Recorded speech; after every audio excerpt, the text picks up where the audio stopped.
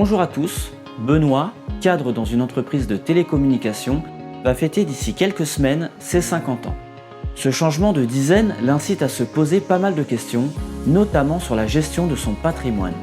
Il vient de terminer le remboursement de sa résidence principale, il souhaite savoir où placer ce pouvoir d'épargne supplémentaire. Benoît nous a donc contacté pour qu'on lui donne quelques conseils. Il a tout à fait raison, l'expertise d'un conseiller en gestion de patrimoine est essentielle pour lui apporter les réponses pertinentes. Il est important de faire régulièrement le point sur sa stratégie d'épargne pour s'assurer qu'elle corresponde toujours à ses objectifs, à sa situation personnelle et à l'évolution des marchés. C'est ce que Benoît souhaite faire en prenant contact avec nous.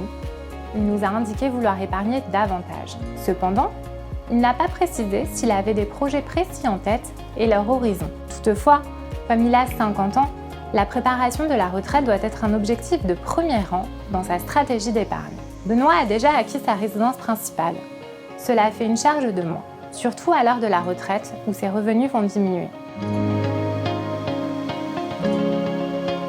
Pour maintenir son niveau de vie, il doit se constituer une épargne.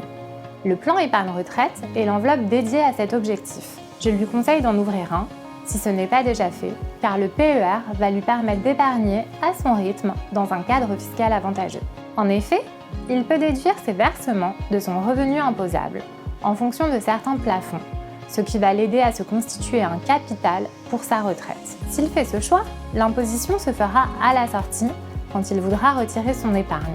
Quelle somme dédiée à ce projet ? Benoît pourra partir à la retraite dans 14 ans, ce qui naturellement va nécessiter un effort d'épargne plus important que s'il avait commencé à 30 ou 40 ans.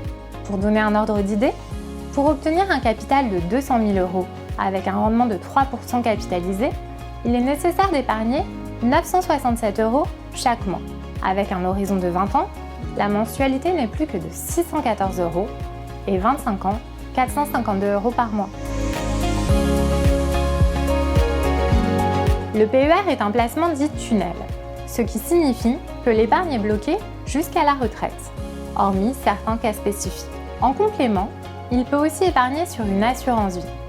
Là aussi, les versements sont flexibles. Il n'y a ni montant minimal ni maximal, mais il peut disposer de son épargne à tout moment.